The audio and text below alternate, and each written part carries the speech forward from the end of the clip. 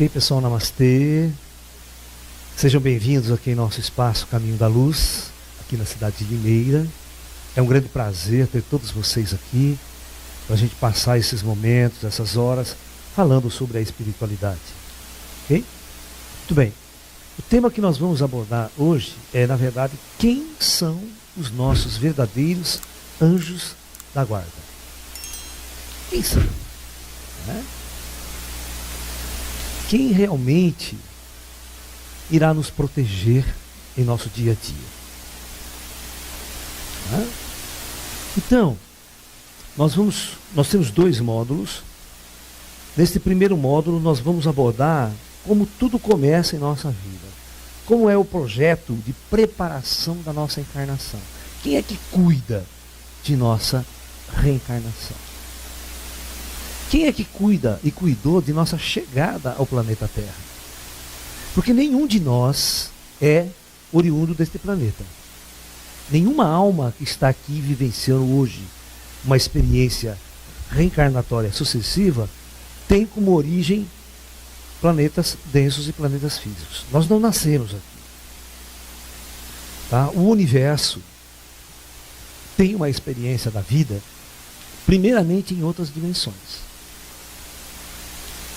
A experiência em planos físicos da matéria são experiências totalmente artificiais, projetadas por inteligências avançadas.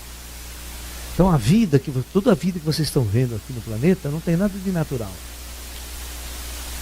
Ela não tem nada do acaso. Todas as formas de vida que você vê, elas são projetadas e implantadas e executadas por inteligências superiores que acompanham este processo das dimensões mais elevadas do cosmos. Ok?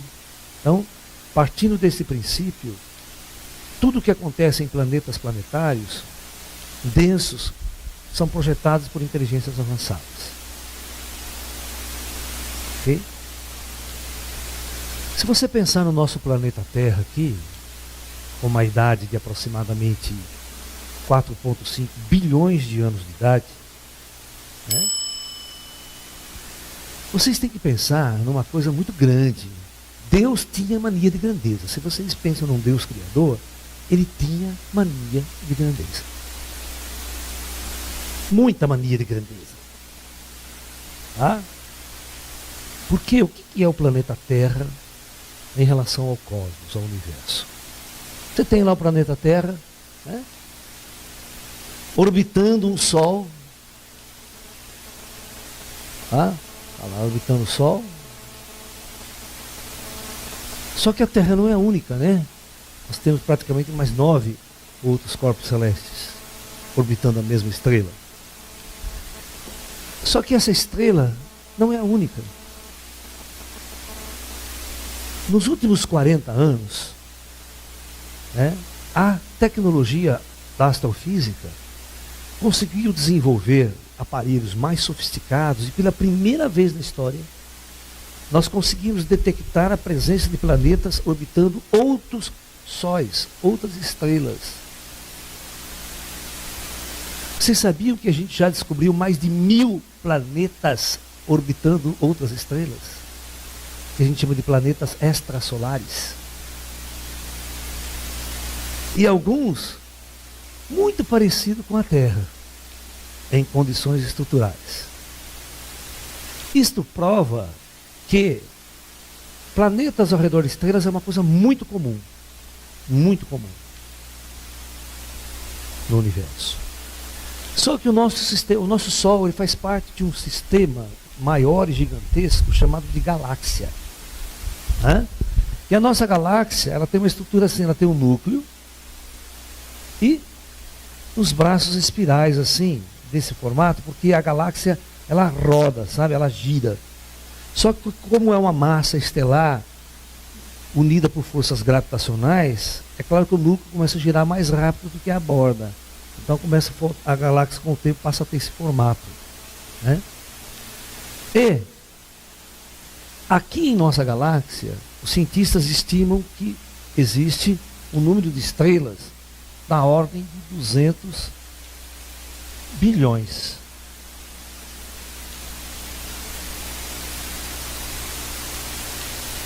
E essas estrelas têm duas características interessantes. As que estão no núcleo, a população do núcleo, né? Vou colocar aqui no núcleo, está 99% das estrelas da galáxia. Então 99% desses 200 bilhões está aqui no núcleo. 1% está distribuído aqui nos braços espirais. E as estrelas do núcleo, elas têm uma característica de ser muito velhas. Com aproximadamente 10 bilhões de anos. Nós vamos estabelecer uma ordem para saber a nossa origem da coisa, onde que nós estamos nesse contexto. Como almas, é muito importante como almas. Não como terra, corpo físico. As estrelas da borda da galáxia, né, são jovens, muito jovens. E nós somos uma estrela jovem. Nós estamos aqui, ó, num ponto a 30 mil anos-luz do núcleo. Nós fazemos parte do braço espiral. A idade de nosso Sol, do nosso sistema solar todo, que eles se formaram juntos, né? Então o nosso Sol, ele tem uma idade de 4,5 bilhões de anos. Isso significa que quando o nosso Sol nasceu, 99% das estrelas do núcleo da galáxia já tinha 5 bilhões de anos de idade. Vocês estão entendendo a coisa? Então, tudo pode ter acontecido aqui muito antes do Sol nascer. Vamos levando esses dados para vocês. Tá? Olha, 200 bilhões de sóis, gente, é só para danar. É só para danar. Eu fiz uma conta, eu viajava de ônibus para baixo para cima para fazer física na Unicamp, e eu ia fazendo minhas continhas lá, né? Eu inventei uma nave da mais avançada que a Enterprise, do Spock. Era uma nave que você simplesmente entrava nela, apertava um botão, ela saltava para um outro planeta, para um outro sistema solar. Então essa nave ficava saltando de estrela em estrela, mas cada estrela podendo ter dezenas de planetas e mundos para você explorar. Só que eu fiz a conta, você vai ficar um dia terrestre em cada estrela. Um dia terrestre, que é 24 horas. Então em 24 horas você tem que explorar todo aquele sistema. Fazer um mapeamento de todo aquele sistema, porque a nave é automática, ela vai pular, saltar para outro sistema. Muito bem. Tem 200 bilhões de estrelas. Então, quantos dias terrestres vai demorar para você explorar toda a galáxia? 200 bilhões de dias terrestres. Você divide isso por 365 dias, que é o ano terrestre, vai dar uma cartela de 600 milhões de anos aproximadamente. Ó, ficando um dia só. Vai dar a bagatela. Então você vê, se você fizer uma pesquisa, achar que fisicamente você vai construir uma nave e conhecer o universo, é uma babaquice. Você vê que a Enterprise do Spock, mesmo com a velocidade de warp, ele falou lá, né? Dobra espacial, ele só conhece a periferia do nosso sistema solar. Entendeu? Porque precisa de milhões de anos para fazer uma exploração galáctica com mais tempo.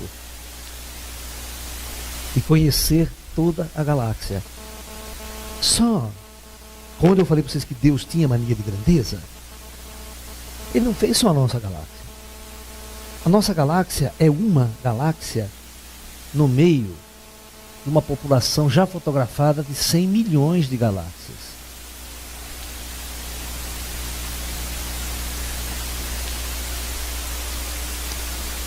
E aí, mano? Vai encarar? Isso já fotografado e catalogado praticamente quase. Os cientistas calculam, por equilíbrio de massa do universo, deve existir, claro que não foi fotografado, 10 elevado a 13 galáxias. Só que as galáxias não são todas iguaizinhas a essa. Elas têm galáxias pequenas, médias, grandes, GG e super GG. A nossa galáxia é uma galáxia considerada média. pequena para média, de média para pequena. Ao redor da nossa galáxia, nós temos duas outras galáxias que giram ao redor da nossa galáxia, chamadas nuvens de Magalhães. Essas são galáxias periféricas, galáxias elípticas, esféricas, né? Elas são menores que a nossa galáxia, claro, tal. Andrômeda é o dobro da nossa galáxia. A gente tem as fotografias dela, muito bonita, ela tem o dobro de população estelar. Existem megagaláxias que chegam a ter 3 trilhões de sóis. 3 trilhões de sóis. O Hubble, porque as galáxias elas vivem em aglomerados, assim, no espaço, sabe? O universo na escala maior dele, ele vai se apresentar assim, você quer ver, ó? Pra gente. Ele vai se apresentar assim, ó.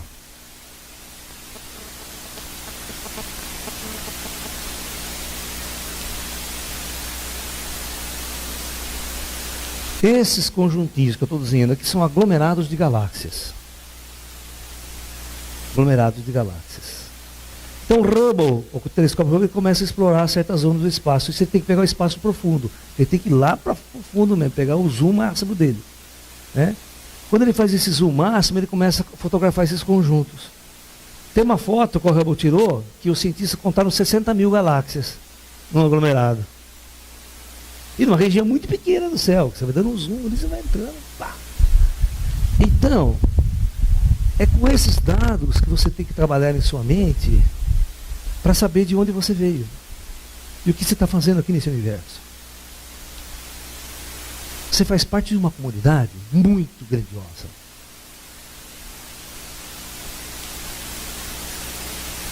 Ok? Acreditar em extraterrestre é a coisa mais inteligente que pode acontecer na face de um indivíduo. Porque ninguém ia construir o universo para nada. Esse universo não está construído, uma inteligência construiu isso. E essa inteligência tem um porquê de tanto. É muita coisa. Você vai saber o que está acontecendo nesse aglomerado aqui, naquele aglomerado lá, o que está acontecendo. Então é muito importante entender. Uma vez eu estava sendo entrevistado no Jô Soares, presidente da Federação Espírita do Estado de São Paulo. É claro que ele não tinha assistido os DVDs do Lala, claro. Faz uns 20 anos atrás isso. E o Jô Soares é um católico fervoroso. Ele não acredita em reencarnação. Ele não acredita em reencarnação. Não.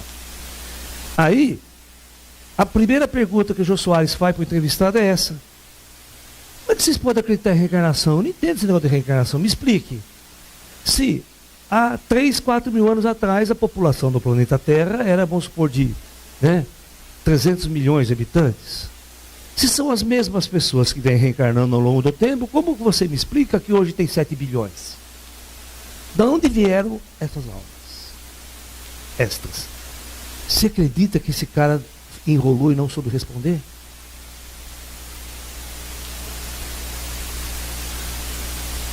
É uma vergonha, porque a cabeça do cara está só na Terra. Ele não consegue entender que existe um universo e tem transmigrações de almas. Que as almas vêm de outros planetas, de outros orbes, de outras experiências pela galáxia. Então isso é muito importante raciocinar. Se você não tiver uma visão cósmica, você não entende você nesse processo. Então nós estamos dentro de um processo muito grandioso nesse universo. Mas ao mesmo tempo, nós somos um grão de areia em relação a tudo que está aí. Então por isso que eu falo, quando você estiver depressivo, angustiado, ou egocêntrico, achando a maior coisa do planeta, vocês dão uma olhada nisso. Vocês vão ver onde você vai estar, onde você vai se encontrar nisso tudo. Ok? Por que eu falei tudo isso? Eu falei tudo isso para começar uma coisa muito interessante. Para mostrar que existe uma ordem no universo muito bem estabelecida que vem lá de cima.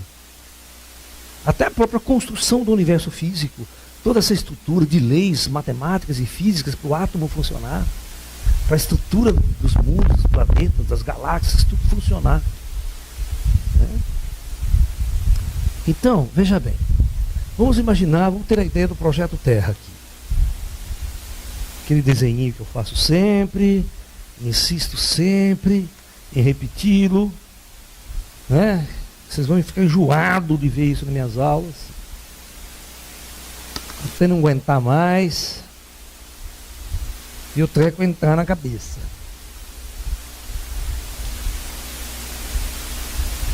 Então, o comando do Projeto Terra fica na dimensão, a gente considera a dimensão mais elevada, né?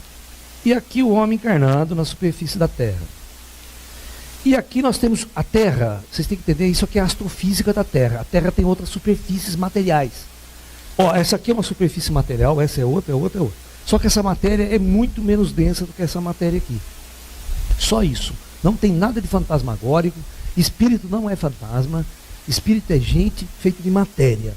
Só que ele é constituído de uma matéria que não é essa matéria densa desse plano físico, é uma matéria dessa dimensão. Simples, mas sutil, uma matéria muito sutil. Tão sutil que você não vê ela. Que a luz atravessa ela e não reflete ela. Porque se a luz refletisse o espírito, todo mundo estava vendo. Mas, como a matéria do espírito é tão sutil, a luz solar atravessa, não reflete e ele fica invisível para você. Por esses nossos sensores ópticos que foram projetados para captar apenas um espectro de frequência da radiação eletromagnética. Ok? Então vamos lá. Só que você tem que entender que existem outros projetos planetários pela galáxia. Que é do mesmo jeito, tá lá. Tem as dimensões todas. Tá? E tem lá o comando planetário do planeta X. Essa é uma lei astrofísica. Todos os mundos que existem na galáxia ou em outras galáxias seguem esse padrão de estruturação física, porque é uma lei física. Então, é inteligente entender que a vida, como a gente conhece, ela não começa em superfícies planetárias. A vida começa nessas dimensões superiores. A inteligência, a consciência. Tá ok? Eu estou explicando isso porque é muito importante que vocês entendam que vocês não estão aqui largados e abandonados nesse mundo.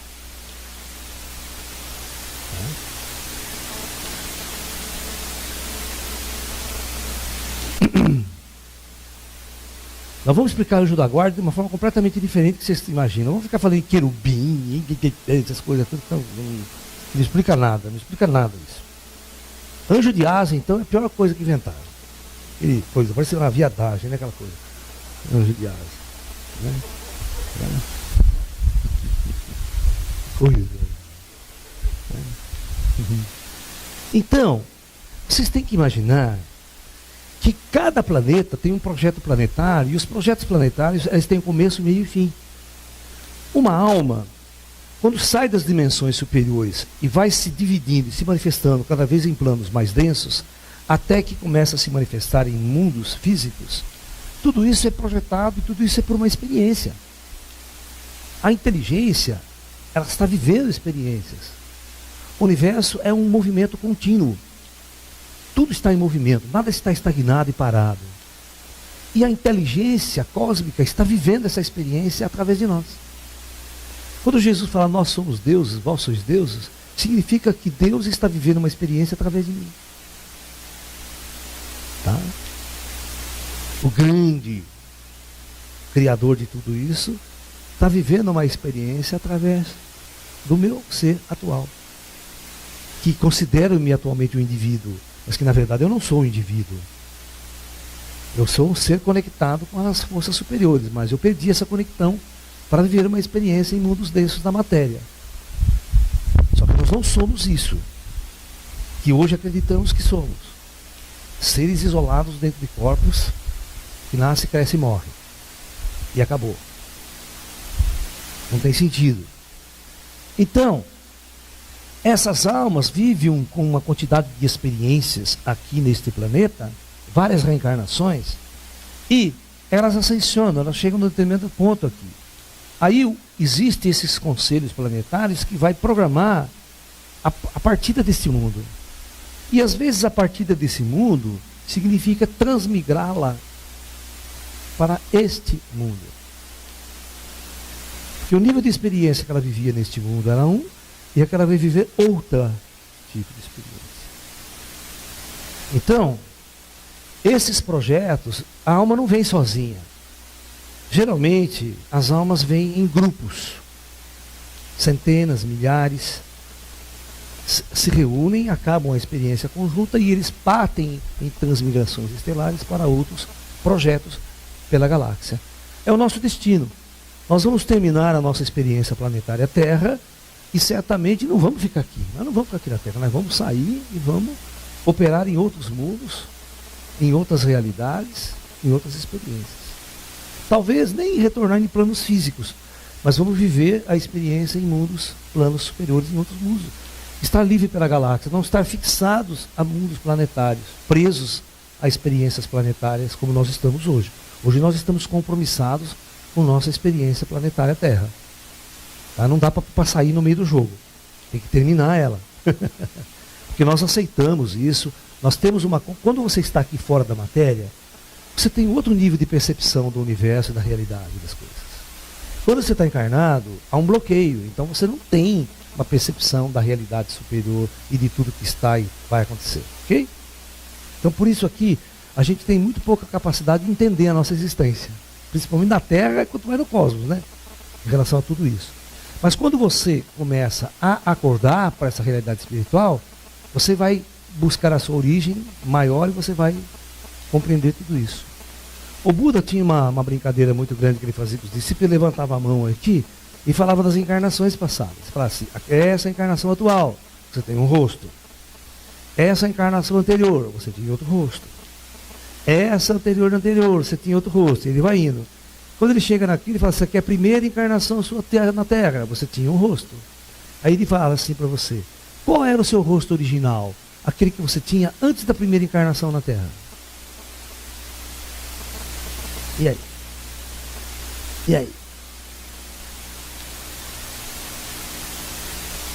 Aí que é interessante que você vai começar em contato, porque a Terra, ela é um planeta escola, né? A gente chama de planeta escola, projetos escolares. Então, chega hordas de espíritos das mais diversas origens da galáxia.